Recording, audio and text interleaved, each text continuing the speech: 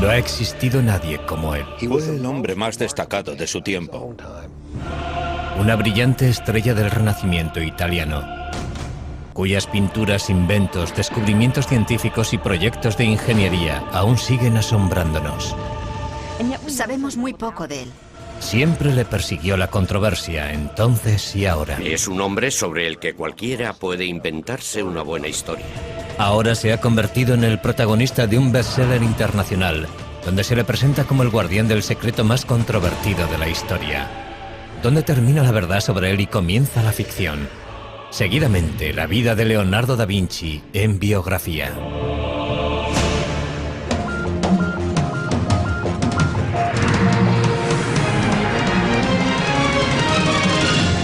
Biografía.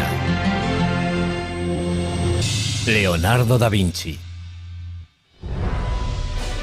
Jesús, María Magdalena, la Iglesia, sociedades secretas, el Santo Grial y Leonardo da Vinci. Esos son los ingredientes principales del Código da Vinci, el multimillonario éxito de ventas escrito por Dan Brown que ha despertado una gran controversia. En la novela se ofrecen reinterpretaciones revolucionarias de obras de arte y arquitectónica reales, con lo que el autor consigue difuminar la línea que separa la realidad de la ficción.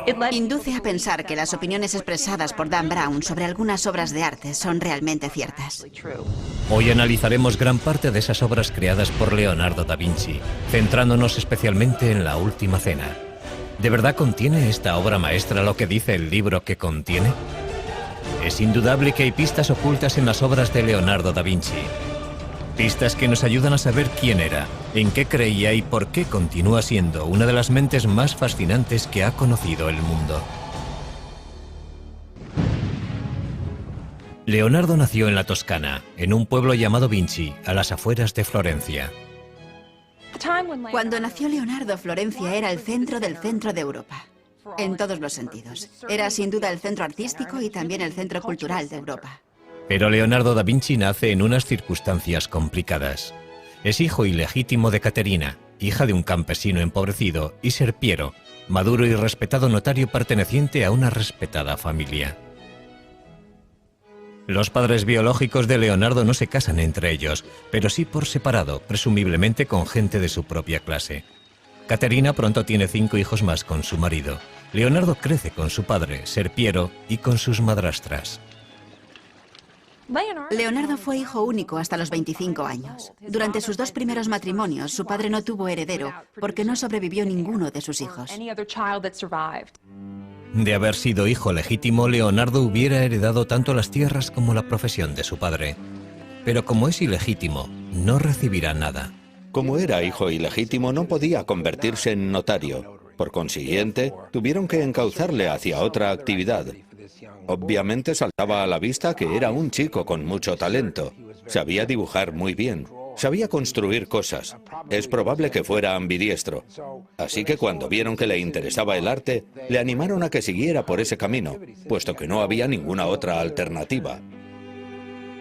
Leonardo pronto se siente fascinado por la naturaleza. El agua, las plantas, los árboles, los animales, todo despierta su curiosidad. Años más tarde, Leonardo aseguraría que la naturaleza es la mejor maestra.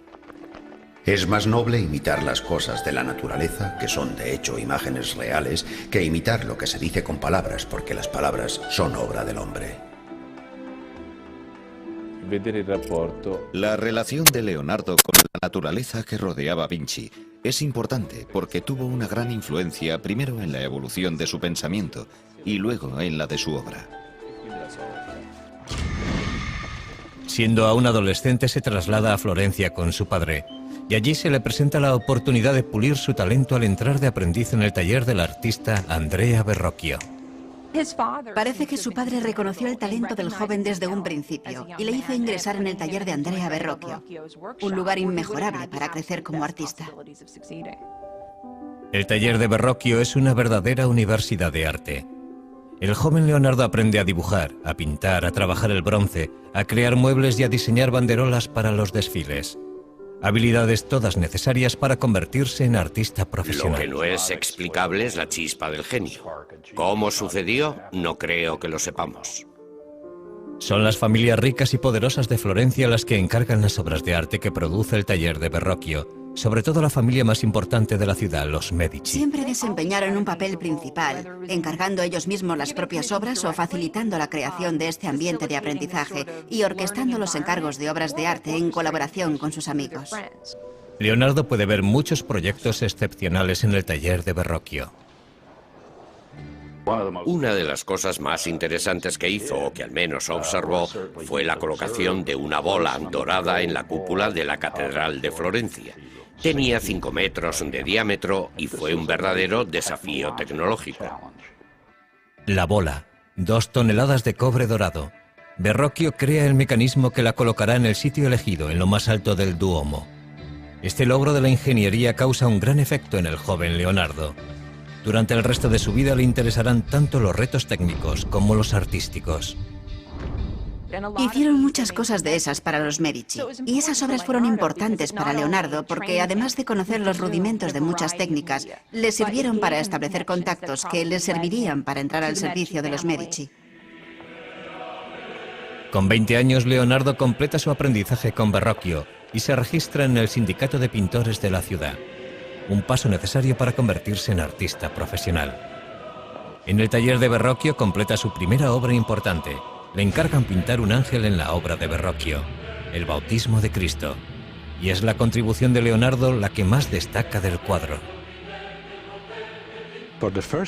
Por primera vez en la historia de la pintura, Leonardo representa una figura que se gira hacia el espectador. Eso fue una especie de revolución en la historia del arte, porque hasta ese momento todas las figuras, todas las personas se representaban frontalmente, de forma muy estática, arcaica y medieval. Y ese gesto introdujo el movimiento en las figuras. Llega Leonardo, pinta la cabeza del ángel en el Bautismo de Cristo y Verrocchio dice: «Oh Dios, aquí hay alguien que sabe pintar mejor que yo». Cuenta la leyenda que Verrocchio no quiso volver a tocar los pinceles, indignado porque un muchacho supiera más que él. Hay algo de verdad en eso. Lo que indudablemente es cierto es que Leonardo superó a su maestro muy joven. El antiguo campesino empieza a labrarse un nombre como pintor. Leonardo comienza a pensar en cómo utilizar su talento para conseguir el éxito, pero una acusación anónima no tarda en poner en riesgo su futuro.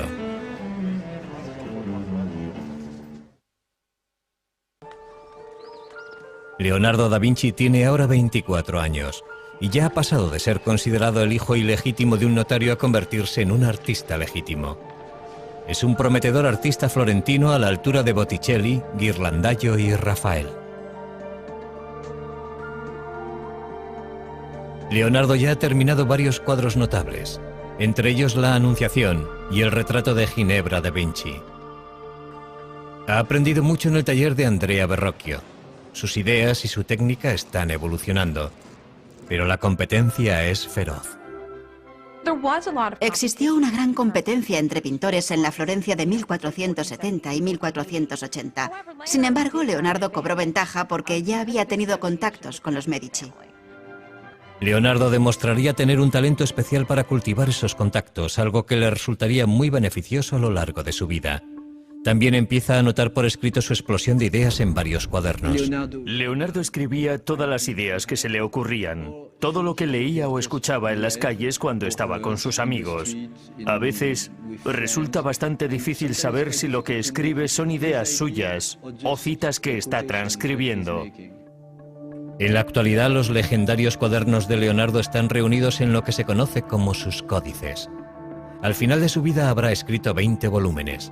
Cada uno de ellos con cientos de páginas. Los cuadernos son fragmentarios y contradictorios. En ellos mezcla todo tipo de materiales sobre temas muy distintos unos de otros, a veces incluso en la misma página, y constituyen la antítesis total de los apuntes que toman los estudiantes aplicados en clase. Sencillamente no sentía la necesidad de ser un pensador sistemático. Tomó cientos de notas sobre arquitectura y sobre ciencias. Escribió sobre óptica y perspectiva. Escribió de botánica, de anatomía, de geología. Y también se interesó por la ingeniería y la fabricación de armas, conocimientos que le resultaron de gran utilidad para conseguir encargos y alcanzar la posición que deseaba. Un detalle sorprendente de los cuadernos es la extraña letra de Leonardo. Casi todas las palabras están escritas al revés, de derecha a izquierda.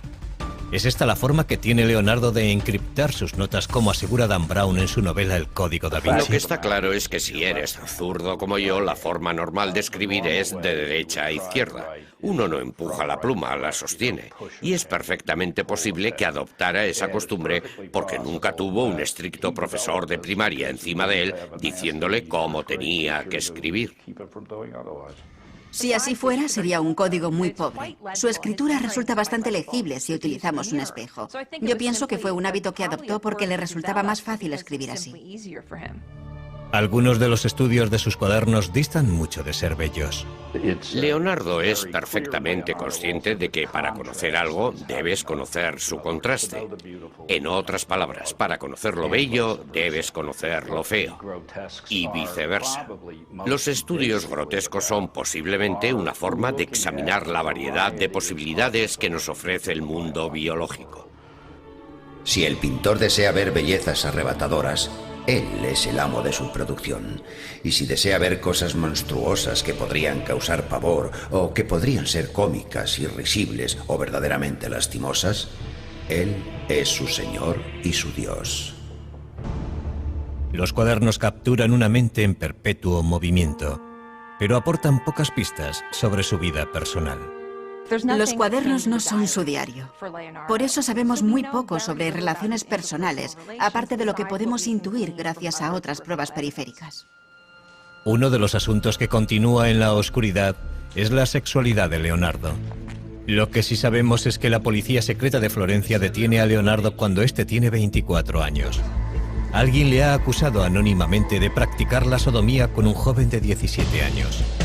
Es imposible saber si la acusación era cierta o no, pero Leonardo se siente humillado y en peligro. El castigo por la sodomía oscila entre una simple multa y la pena capital. 2 meses después, Leonardo es juzgado, pero no se presenta ninguna prueba contra él, ni se presenta ningún testigo, y los cargos son retirados tan pronto como aparecieron. Pero Leonardo ha pasado verdadero miedo.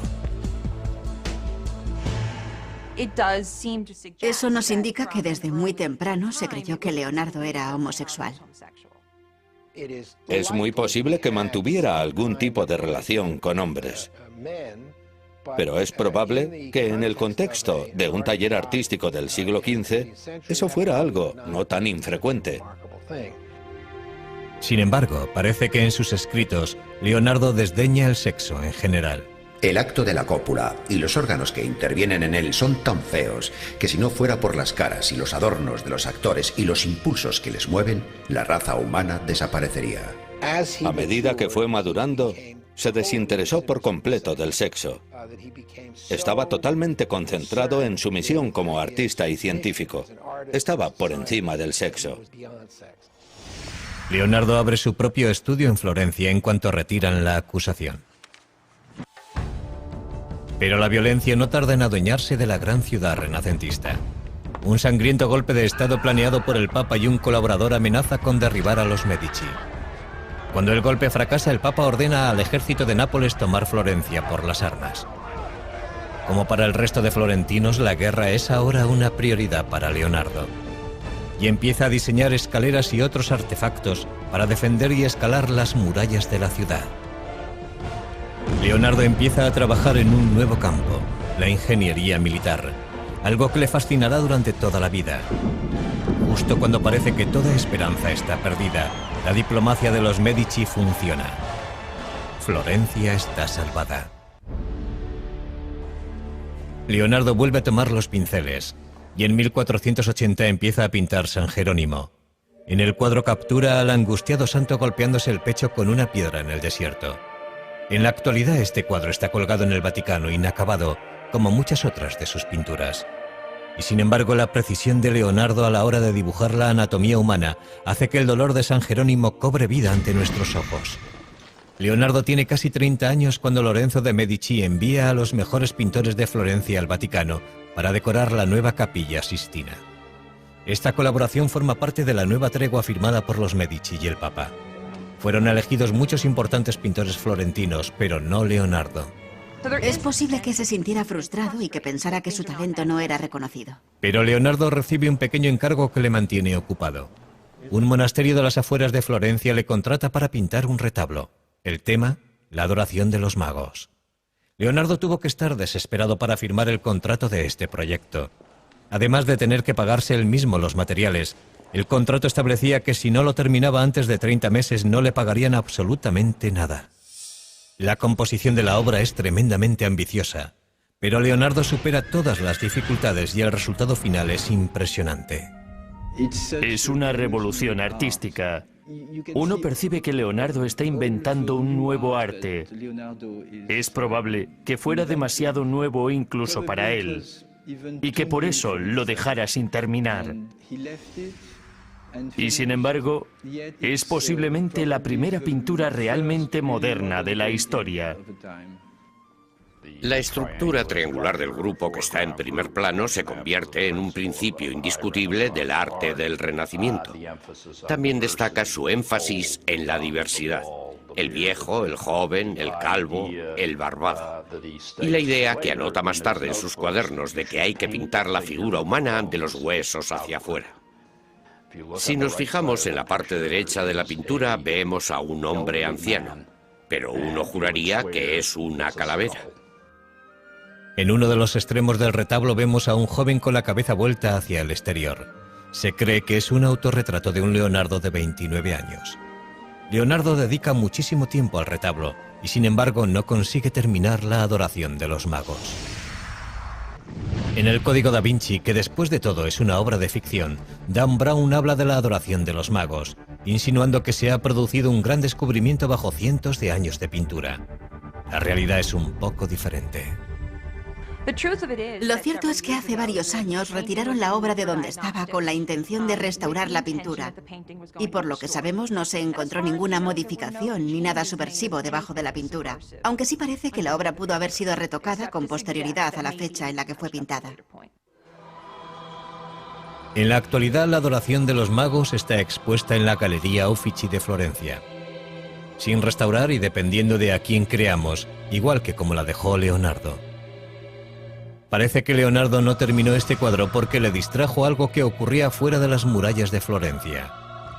Algo que pondrá a prueba su habilidad, pero no como pintor. Con la esperanza de olvidar las dificultades de Florencia, Leonardo da Vinci decide trasladarse a Milán. Milán es la más septentrional de las ciudades-estado italianas y por consiguiente vulnerable a invasores extranjeros. A diferencia de Florencia, Milán es un centro de producción de armas y de tecnología militar. Leonardo confía en que aquí se le presenten nuevas oportunidades. Pero antes debe entablar relaciones con el hombre más poderoso de Milán, el duque Ludovico Sforza, el Moro. Leonardo llegó a Milán con poco más de 30 años. Abandonó Florencia porque se sentía bastante infeliz allí, pero también porque se entera de que Ludovico el Moro quería construir una gran estatua para honrar la memoria de su padre. Leonardo le escribe una atrevida carta al duque ofreciéndole sus servicios, no solo como pintor, sino como ingeniero militar. Haciendo gala de un descaro increíble, Leonardo asegura que es capaz de hacerlo todo.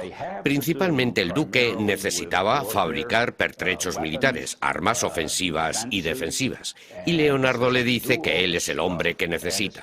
Y lo que resulta muy interesante es que en medio de la carta empieza a hablar en futuro.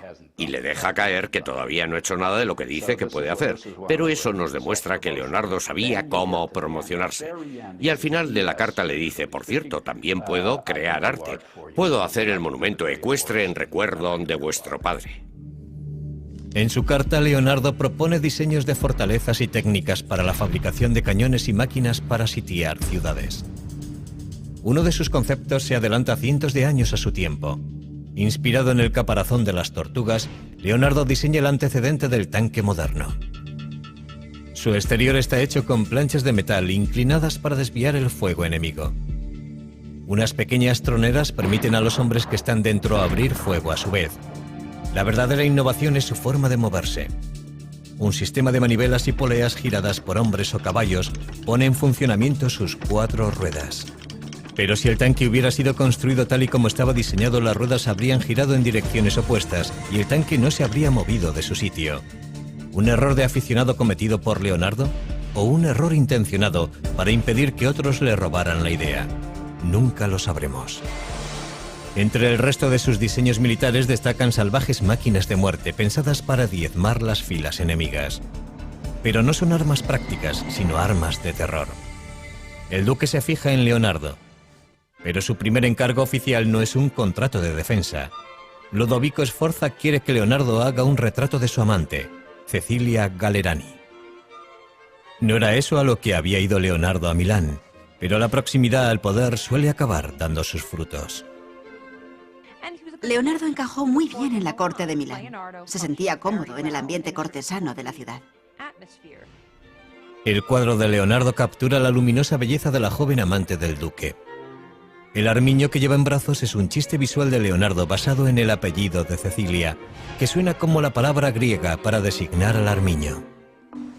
Pero la testarudez de Leonardo frustra a otros clientes. Le contratan para crear un retablo basado en la Inmaculada Concepción, empleando una imaginería y unos colores específicos, pero lo que hace es dar rienda suelta a su imaginación. Jamás se había visto nada parecido en la pintura italiana. Nos encontramos con una pintura extraña, con un esquema compositivo triangular. La Virgen y el niño bendiciendo a San Juan arrodillado, y una extraña esfinge, una especie de ángel. Situados todos en un paisaje de estalactitas, en el interior de una especie de gruta rocosa, un mundo húmedo y poco iluminado. La Virgen de las Rocas es una imagen perturbadora, muy distinta de lo que se suponía que debía entregar. Y Leonardo no la termina, al menos no entonces. Tras varios años de trabajo, Leonardo se gana finalmente el favor de Ludovico Sforza, que le nombra ingeniero de la corte. Es responsable de prácticamente todo, desde diseñar las tuberías del palacio, a crear los trajes para los espectáculos que se celebran en la corte. Incluso diseña un plan para fabricar un escenario giratorio. Leonardo fue muy feliz en Milán. Ludovico el Moro le permitió hacer casi todo lo que quería. La suya fue una posición muy cómoda. El castillo del duque es ya una fortaleza prácticamente inexpugnable, pero Leonardo crea diseños para reforzarlo. La amenaza siempre presente de la guerra estimula la imaginación de Leonardo. Diseña un puente que puede derrumbarse al paso del enemigo, una ametralladora primitiva, incluso un lanzallamas. Finalmente, Ludovico Sforza concede a Leonardo el premio que tanto ansiaba. Le encarga la creación de una estatua enorme del padre del duque montando un semental. Leonardo empieza a tomar apuntes del natural. Leonardo siente fascinación por los caballos. Dibuja caballos por todas partes. Primero quiso hacer un caballo alzado sobre las patas traseras. Luego optó por un caballo que va al paso, puesto que, desde el punto de vista de la estática, era lo que podía conseguir. Sforza quiere que sea el mayor monumento ecuestre de la historia del arte. Basándonos en los bocetos que han quedado, parece que Leonardo quería hacer el caballo sin jinete. Un caballo de entre 6 y 7 metros de altura. Los desafíos técnicos son apabullantes. Leonardo crea incontables modelos pequeños en arcilla de la estatua antes de decidir cómo vaciar la versión final, para lo que se necesitarán 60 toneladas de bronce. En estos momentos, Leonardo tiene ya un nuevo taller en Milán y cuenta con un ayudante. Se llama Giacomo, pero Leonardo prefiere llamarle Salai, pequeño diablo. Salai ingresa en el taller con apenas 10 años, en 1490, y permanece junto a Leonardo durante toda su vida. Es evidente que existe un vínculo personal entre ambos. La relación no era únicamente laboral, pero desconocemos la naturaleza exacta de esa relación. Salai está junto a su maestro en uno de los días más importantes de su vida. Ludovico Sforza prepara una elaborada celebración familiar para presentar el modelo en arcilla a escala real del caballo de su padre. Pero antes de que pueda fundirse el bronce para la escultura, el ejército francés amenaza con invadir Milán, sacudiendo los cimientos de la dinastía Sforza. Las tropas de Sforza no son rival para el bien pertrechado ejército francés. No les queda más remedio que utilizar el bronce destinado al caballo de Sforza para fundir cañones. El sueño de Leonardo queda hecho pedazos. Escribe: no diré nada del caballo porque sé en qué tiempos vivimos. Pero el caballo no es el único monumento de la familia Sforza que el duque le ha pedido a Leonardo que cree. Leonardo estaba también pintando un mural religioso para la iglesia de los Sforza. El tema, la última cena de Cristo con sus apóstoles. Para frustración de todos, pasaron años sin que pareciera que Leonardo pudiera terminar la obra. Ludovico Sforza le encargó esta obra cuando estaba decorando el monasterio de Santa Maria delle Grazie, probablemente como preparación para hacer un monumento funerario para él mismo. Por eso le encargó la Última Cena, una pintura mural para el refectorio, y en la pared opuesta iba a ir la crucifixión, con retratos de él y de su familia. Leonardo crea una composición revolucionaria para decorar la modesta pared de un monasterio. El genio de Leonardo se revela al preguntarse cómo capturo ese momento tan importante en el que Cristo dice: de verdad os digo que uno de vosotros me traicionará. Y ahí se desata un infierno psicológico.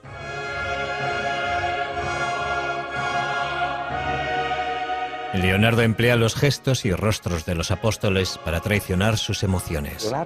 Leonardo intentó representar las figuras de una forma muy natural, muy humana. Quiso representarlas en acciones y actitudes que mostraran los movimientos internos de la mente. En vez de ponerlos a todos en fila, que era básicamente lo que se había hecho en los 100 años anteriores, Leonardo dividió a las 13 figuras en 5 grupos. 4 grupos de 3 personas para los 12 apóstoles y Cristo aislado, formando un grupo separado. Y eso constituyó una innovación muy destacada. Pero algunas de las ideas de Leonardo para la pintura son demasiado revolucionarias. Se le acusa de haber empleado una técnica demasiado pobre en la ejecución de la Última Cena. Y es probable que eso no sea del todo cierto. La pintura resultó muy dañada debido a la humedad subterránea que se filtró en las paredes, y eso es algo que casi nadie puede controlar. En esa obra utilizó una técnica experimental, y sabemos que 20 años después de su finalización, cuando Leonardo seguía aún vivo, ya la pintura había empezado a resquebrajarse. En el Código da Vinci se dice que Leonardo intentó algo incluso más revolucionario en la Última Cena. Algo que sería contrario no solo a la Iglesia, sino también a 2000 años de enseñanzas bíblicas. En el bestseller de Dan Brown, El Código da Vinci, novela de la que también se ha hecho una película, se aporta una interpretación sorprendente de la Última Cena. El Código da Vinci está basado en la teoría de que Leonardo deslizó un mensaje secreto en esta pintura. La figura de aspecto femenino a la izquierda de Jesús no es Juan, como aseguraría la tradición, sino María Magdalena, quien se supone que era la madre de Jesús. Naturalmente, el Código da Vinci es una obra de ficción. ¿Pero creyó Leonardo algo de todo esto? Conocer el contexto en el que, dónde y por qué pintó Leonardo esta obra podría ofrecernos cierta perspectiva. Esta obra fue un encargo del duque de Milán para el refectorio, el comedor de un monasterio. Y el público que iba a verla estaba compuesto por los religiosos que se sentaban allí a comer. No era el lugar apropiado para deslizar un mensaje secreto. Y ese mensaje jamás hubiera llegado a una audiencia receptiva en caso de que se emitiera una opinión contraria a las enseñanzas de la Iglesia Católica. ¿Por qué tiene un aspecto tan femenino la figura que está junto a Jesús? Tradicionalmente, mostrar a un hombre joven con rasgos femeninos, en oposición a las figuras centradas en años que están sentadas a la mesa, era algo completamente habitual. Y si a eso añadimos que es muy poco lo que puede verse en esa pared, como para establecer si ese personaje tiene una figura femenina o un rostro femenino, el resultado es que disponemos de muy pocas pruebas para emitir una opinión. Y esa es la tragedia definitiva de la Última Cena, porque debido al deteriorado estado en que nos ha llegado es muy poco lo que ha sobrevivido de la obra de arte original. Ha sufrido 8 restauraciones documentadas, es posible que más. En la actualidad no sabemos qué partes de la pintura pertenecen realmente al pincel de Leonardo. Lo que tenemos que hacer es distanciarnos de la obra y decir que lo que de verdad queda de Leonardo es la composición. Leonardo ha pasado 17 felices años trabajando para el duque de Milán, Ludovico Sforza. Pero ahora la dinastía Sforza tiene que rendirse ante el empuje del ejército francés. y el gigantesco modelo en arcilla para el caballo de Sforza recibe un final trágico. La historia nos cuenta que los arqueros franceses que invadieron Milán utilizaron el modelo en arcilla del caballo como diana, y ese fue el final del caballo. Leonardo está sin trabajo. Con 47 años sale de Milán junto a Salai, su aprendiz, abandonando sus principales obras, El caballo destrozado y La última cena. Debe buscarse un nuevo mecenas y una nueva casa. Le ofrece varias ideas al duque de Venecia, entre ellas un traje de buzo y un sistema de respiración para la guerra submarina. Como muchas otras veces, Leonardo se ha adelantado cientos de años a su tiempo. Pero es otro concepto el que de verdad le fascina: encontrar la forma de hacer volar al hombre. Dedica horas a observar a los pájaros en un intento de descifrar las claves de su vuelo. El pájaro es un instrumento que funciona de acuerdo a unas leyes matemáticas, y el hombre tiene el poder de reproducir un instrumento como este con todo su movimiento. No sé si se han fijado alguna vez en un pájaro volando, pero es imposible explicar la forma en la que se mueven sus alas, por ejemplo. Leonardo sí podía hacerlo. Él entendía la forma en la que se movían las alas y las dibujaba al mismo tiempo. Leonardo diseña inventos que imitan el vuelo de las aves, y puede que llegara a atar alas a sus ayudantes para que intentaran volar.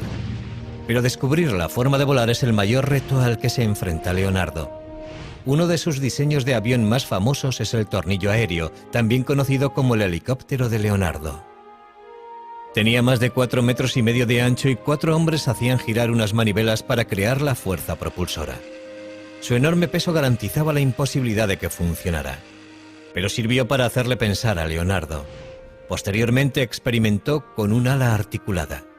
El resultado es un diseño conocido como el ornicóptero de Leonardo, que bate las alas para conseguir volar. Empieza pensando que quizá podamos batir las alas, y llega a la conclusión de que eso no es posible.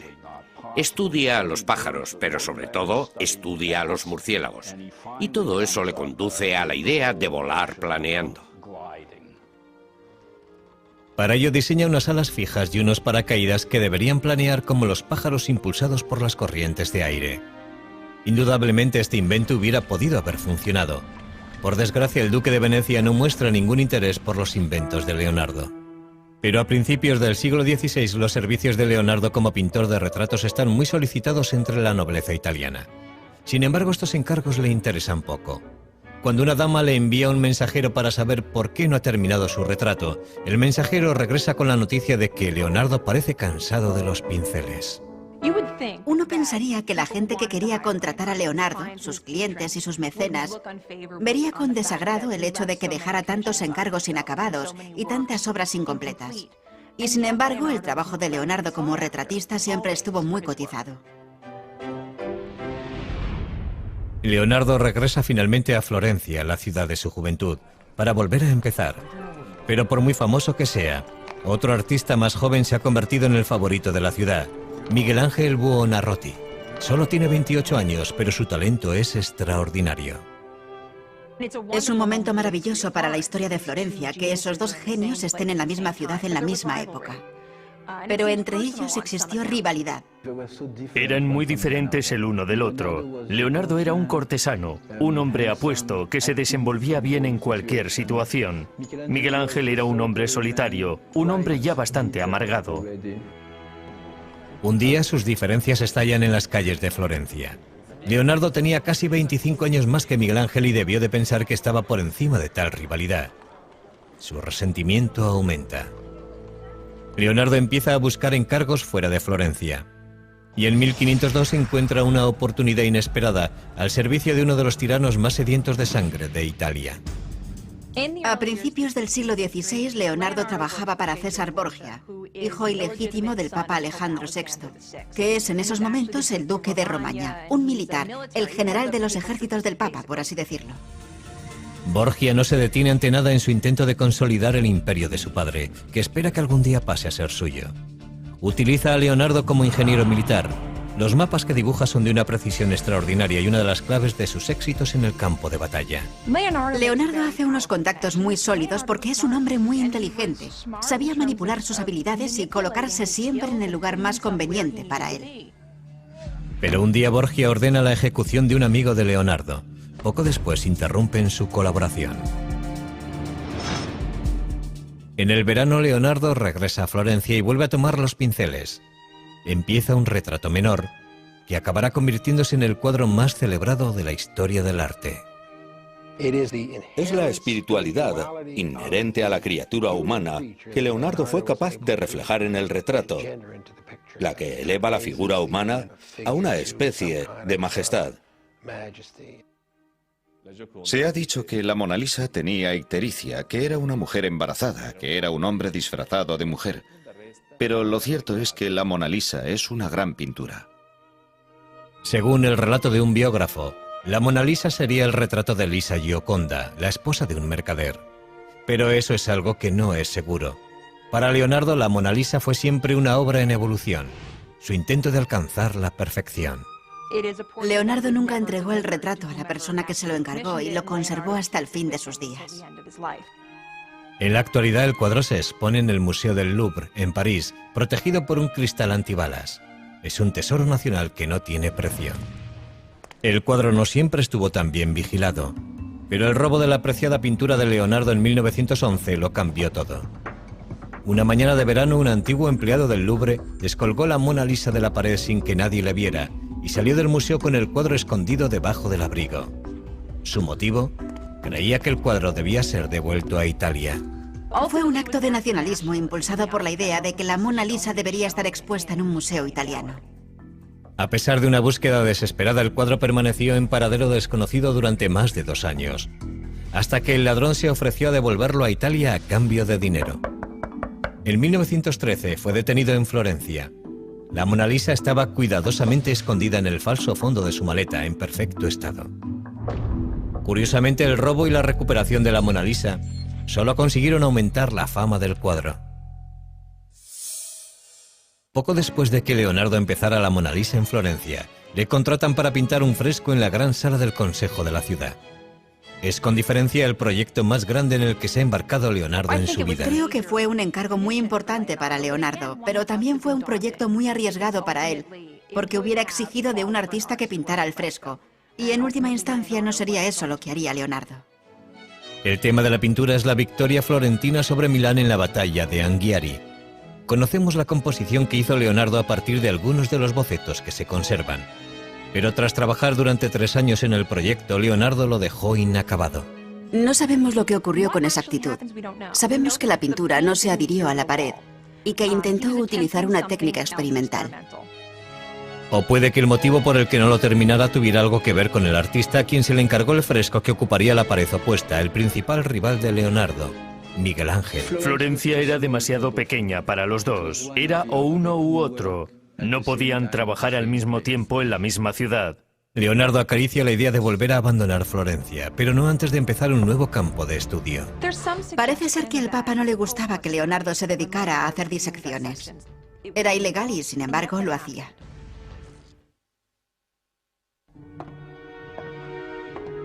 Con 50 años, el deseo de Leonardo da Vinci por alcanzar la perfección artística le empuja en una dirección sorprendentemente científica: la disección de cadáveres humanos. Creía que para poder representar el cuerpo humano tenías que entenderlo. Tenías que entenderlo desde los músculos hacia afuera, para poder cubrir los músculos con carne y la carne con ropa. Leonardo nunca fue un hombre religioso y no tiene reparo en sajar la carne muerta para poder dibujar de forma sistemática todos los detalles del cuerpo humano. Lo que podría disuadirte es el miedo a pasar las horas nocturnas en compañía de esos cadáveres, despedazados y desollados y horribles de ver. Finalmente, la curiosidad le empuja al lecho de muerte de un hombre de 100 años. Leonardo espera pacientemente a que muera el hombre para poder investigar la causa de su muerte.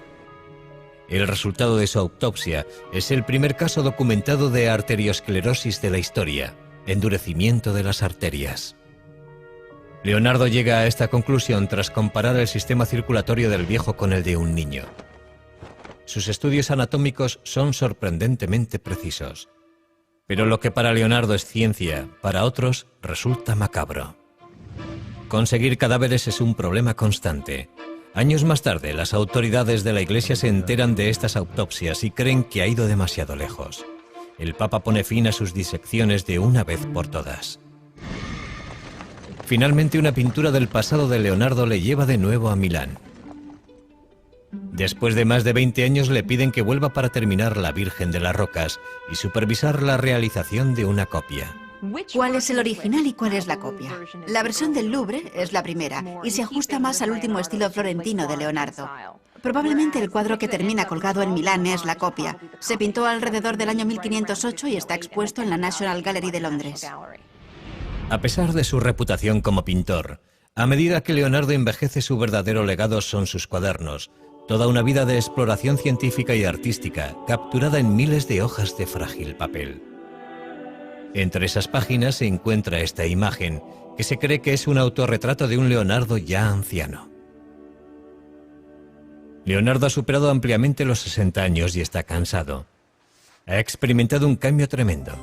Por eso, cuando el rey de Francia, gran admirador y coleccionista de la obra de Leonardo, le invita a él y a sus 2 ayudantes a viajar a su corte, Leonardo no deja pasar la oportunidad. El rey está encantado de tener a una mente tan brillante bajo su techo. Era frecuente que el rey llamara a su puerta a cualquier hora del día o de la noche para preguntarle algo. Y Leonardo estaba encantado porque, de hecho, aquel era el sueño de su vida. Lo triste es que, para entonces, Leonardo era ya demasiado viejo como para crear algo. Poco después de llegar a Francia, Leonardo sufre un ataque de apoplejía que le paraliza el brazo derecho y le deja la mano izquierda temblorosa. Sin embargo, gracias a la generosidad del rey, Leonardo tiene pocas obligaciones. Salai, el aprendiz que le acompaña desde los 10 años, y Melzi, un estudiante más joven y leal acompañante, permanecen a su lado hasta el final. Pocos días después de cumplir 67 años, Leonardo llama a un notario para hacer testamento. Y según la leyenda, aunque nunca había sido especialmente religioso, Leonardo vuelve sus ojos hacia Dios. Es imposible saber si abrió su corazón a la religión en su lecho de muerte. No sabemos si es cierto que se interesó súbitamente por el catolicismo y que, como se dice, confesó sus pecados. Se ha dicho que Leonardo murió en brazos del rey Francisco I. Sea eso cierto o no, está claro que los franceses le adoraban. Igual que un día bien empleado procura un sueño feliz, una vida bien empleada procura una muerte feliz. En su testamento, Leonardo planea su propio funeral, algo que no es necesariamente atípico. Lo curioso es que Leonardo ordenó la celebración de muchas misas en su honor, 3 misas grandes y 30 misas pequeñas en 4 iglesias distintas. Y dejó dicho que fueran el diácono y el subdiácono quienes llevaran su cuerpo a la tumba. Tras la muerte de Leonardo, las pinturas y cuadernos que obraban en su poder, incluida la Mona Lisa, pasaron a manos de sus ayudantes. Con el transcurso de los siglos acabarían engrosando distintas colecciones de arte de todo el mundo. No es imposible que en alguna parte haya bocetos, dibujos o incluso pinturas originales de Leonardo. Es muy probable que pueda existir algún oculto tesoro en algún lugar. Casi 500 años después de su muerte, Bill Gates compró por más de $30 millones uno de los 20 cuadernos de Leonardo que se conservan, el Códice Lester. Desde entonces ha sido expuesto públicamente en muchas ciudades del mundo. En 2006, un nuevo estudio sobre los cuadernos y dibujos de Leonardo arrojó nuevas y sorprendentes pistas forenses sobre el maestro del Renacimiento. Parece ser que Leonardo dejó huellas dactilares tanto completas como parciales en la pintura y la tinta de varias de sus obras. El análisis de esas huellas podría algún día proporcionarnos más detalles sobre la identidad étnica de la madre de Leonardo y sobre el propio Leonardo. ¿Por qué Leonardo y su obra continúan fascinándonos? Desde el Código da Vinci a su escritura inversa, pasando por sus disecciones y sus pinturas misteriosas, Leonardo se nos aparece como un mago negro del Renacimiento. Pero eso está muy lejos de ser verdad. Fue un hombre de un talento excepcional que vivió en una época extraordinaria. Si examinamos la vida de Leonardo, llegaremos a la conclusión de que fue más un científico que un pintor. Pasó más tiempo interesado en la anatomía, la botánica, la óptica y los estudios naturales que pintando cuadros con el pincel en la mano. Fue un hombre tan excepcional que hizo de todo, y todo lo hizo muy bien. Leonardo fue un hombre de su tiempo. Un hombre cuyo genio y ambición le catapultaron de la oscuridad a las cortes reales. Un hombre que jamás permitió que la adversidad hundiera su intelecto. Un hombre para la eternidad que ilumina nuestra imaginación incluso hoy. Leonardo da Vinci.